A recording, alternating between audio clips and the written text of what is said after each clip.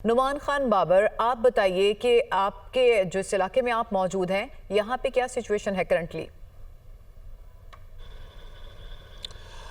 जी बिल्कुल, सूरत-ए-हाल यहाँ पर भी ख़राब है। इस वक्त मैं बस्ती आसिम शाह में मौजूद हूँ, जो कि शेरशाह बंद के साथ ही कायम है। सूरत-ए-हाल है कि यहाँ पर लोग अपनी मदद आप के तहत जो है वो बाहर आए हैं। उसके बाद उनको महफूज जो सूरत-ए-हाल ये है कि यह बंद के ऊपर अपनी यहाँ पर कैंप लगाए हैं, इवन शापर वाले कैंप लगाए हैं, और उसके बाद जो है चारपाइयाँ लगाकर आप सोए हुए हैं। ये बड़ी तादाद में यहाँ पर मौजूद हैं।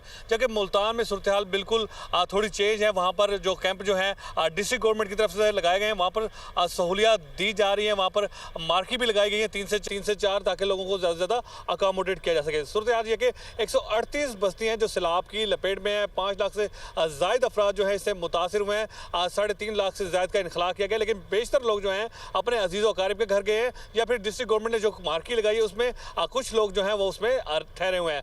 लेकिन बेशतर जो तादाद है मुतासरीन की इस वक्त बेयारो मददगार है। इस वक्त भी खुले आसमान के नीचे जो है लेटे हुए हैं, उनके लिए रात गुजारना मुश्किल खान बाबर, आपने हमें तमाम सूरत हाल बताई, आपका शुक्रिया। और ज़ियाउल हक शहजाद, आपका भी बहुत शुक्रिया।